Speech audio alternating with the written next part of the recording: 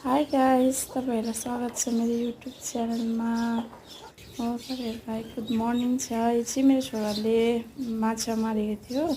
हिजो पुरा पानी परेर क्या यो भिडियो त हिजोको आज हाल्दैछु हो। हिजो मारेको मेरो छोराले, छोरा यसको साथीहरु भएर हो।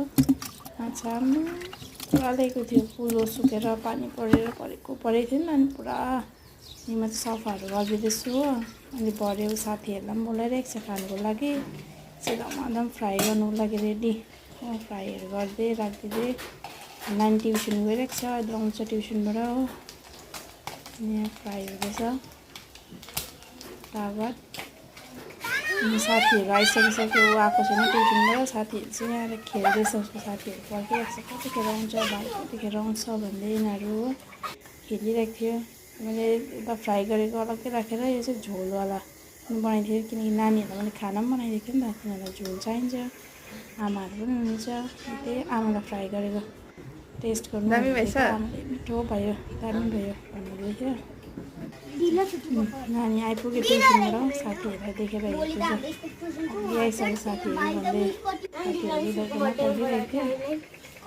सोध्दैछ पाक्यो भन्दै, कहिले धोएर खानु बस्नु भएर म चाहिँ प्लेटहरू लगाएर कस्तो भयो फ्राई गरेर हालिदिएको थिएँ पहिला।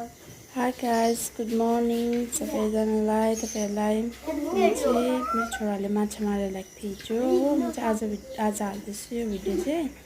रात परिसकेको थियो, सफा गर्दैछु अहिले। मेरो माछाहरू साथीहरूसँग भएर मारेर ल्याएको छ ठुलोमा। माथि खेतमा बसिरहेको थियो। खेतमा चाहिँ पुरा पानी परेर माछाहरू आउँछ नि त, पानी परेको परे माछा सफा पनि गर्दै थिएँ। अन्डाहरू पनि पुरा थियो माछामा, यत्रो थियो।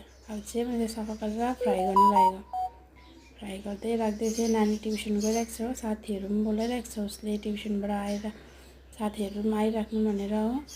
फ्राई गर्दै थिएँ त्यहाँनिर मजाले। अन्त साथीहरू आइपुगिसक्यो, भाइ खोइ भनिदियो। अनि मैले ट्युसन गएको छ, टाइम लाग्छ आउनु भन्थेँ।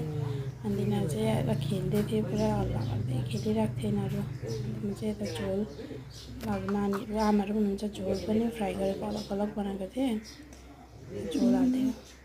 अन्त आमालाई फ्राई गरेको टेस्ट गर्नुको लागि कस्तो भयो भनेर भनेको, आमाले मिठो भयो भनेर टाउको हुँदैछ हो। अन्त नानी पनि आइपुग्यो ट्युसनबाट, हो पनि साथीहरू देखेर छक्कै परेर कतिखेर आएको भनेर हेर्दैछ यिनीहरू। मलाई पाक्यो भनेर सोधेको थिएँ मैले, पाक्यो भनेर भनिदिएको थिएँ। यिनीहरू मैले हात धुन्छ हौ, अब खाना पस्किदिन्छु भनेको थिएँ। यता म प्लेटहरू लगाइसकेँ, फ्राई गरेको टेस्ट गर्नुको लागि दिएको।